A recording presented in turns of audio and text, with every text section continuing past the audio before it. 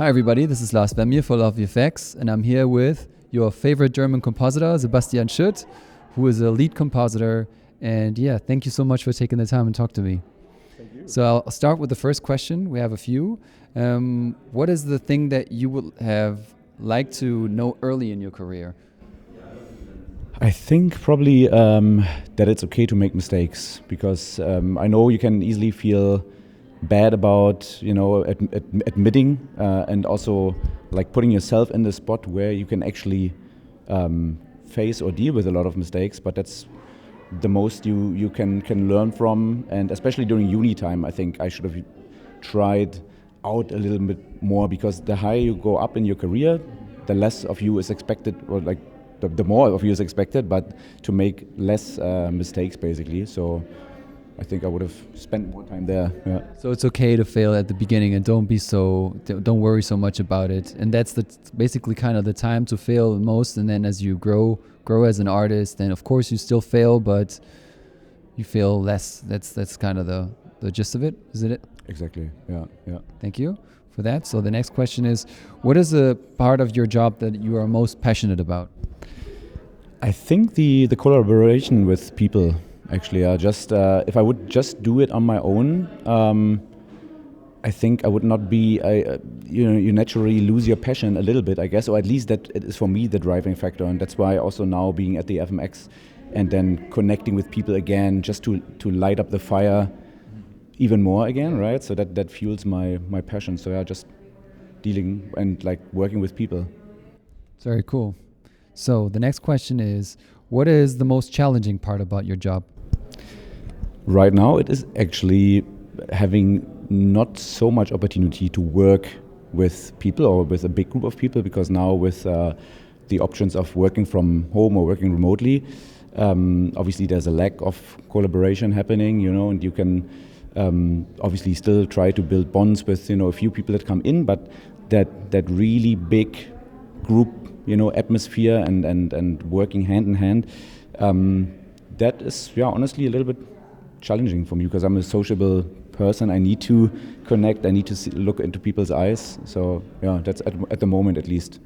A little extra question. Do you think it's more for you personally? Do you think it's overall a good or a bad thing in general, remote working, or let's say, because let's face it, I think it's here to stay, right? But do you feel more positive or more concerned about it?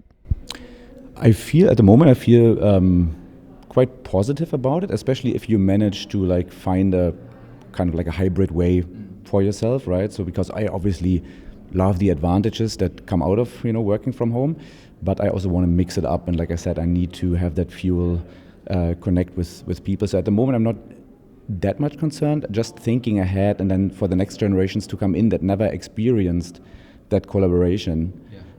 So then there might not be a need for them to actually feel that again, because they never had it. So I'm just afraid that it will get less and less in terms of collaboration. We are all just our little own micro companies at home sitting in front of our computer.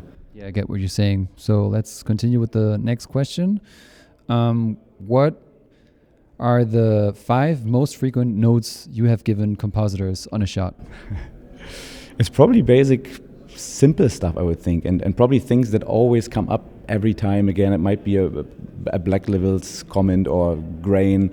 It's not even the big things. It's just probably just naturally over time people get tired, right? And then you're not as diligent as you've been with like version 1. So then suddenly all those little mistakes pop up, and so I think the 5 most is probably something like grain, black levels, match, defocus, what else? Like all things that you can usually determine pretty clearly, if you just look at the plate, but just because of tiredness or tech check stuff, basically. I think so, yeah. Okay. Yeah, fair enough. So here's the last question. What are your thoughts about AI-generated content and the future of films and TV shows 5 to 10 years from now?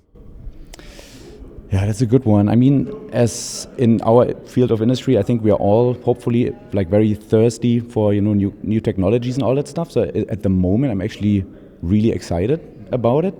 Obviously, there's always that risk looming above us. The machines will take over and all of that. But naturally, I just keep thinking of like how can I use it? What kind of fun things will it enable us to do? And so I'm trying to think more into that direction. Yeah, I think Victor Press said actually that learn. What did he say? Like learn the machines.